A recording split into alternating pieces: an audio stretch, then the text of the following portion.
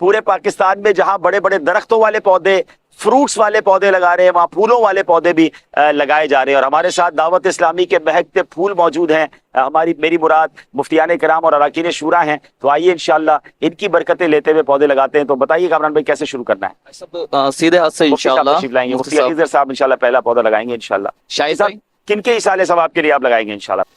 دیکھیں پیارے آقا علیہ الصلوۃ والسلام نے واہ واہ 2 منٹ ذبح فرمائے، واہ واہ واہ، ایک اپنی طرف سے ایک ساری امت کی طرف سے. ساری امت کی طرف سے ماشاءاللہ. تو میں پیارے آقا علیہ الصلوۃ والسلام اور سبحان ساری امت کی نیت کر لیتا ہوں. واہ واہ واہ، پیارے آقا علیہ الصلوۃ والسلام اور سرکار علیہ الصلوۃ والسلام کی ساری امت کے اصال ثواب کے لیے سبحان اللہ. سب آپ لگائیں گے. مائک ہمیں دے دیں. چلیں کیسے، یہ گملے کے ساتھ ہی لگے گا؟ اچھا گملے سے نکالا جائے گا. اچھا کامران بھائی جب پودا لگانا ہوتا ہے تو اس کو گملے سے نکالنا ہوتا ہے؟ ایسا بہت ضروری ہے ورنہ پھر وہ گروتھ نہیں کرے وہ گا. گروتھ نہیں کرے گا. ماشاءاللہ سبحان اللہ. چلے بھائی پودا لگایا جا رہا ہے یوم شجر کاری کا. ماشاءاللہ پہلا پودا قبلہ مفتی علی اصغر صاحب لگا رہے ہیں. اللہ قبول بھی فرمائے، ان کے لیے صدقہ جاری. کیجئے سب شجر کاری، دین و دنیا کے فوائد ہے لیے یہ شجر کاری. پیارے آقا اور صحابہ نے بھی کی ہے شجر کاری.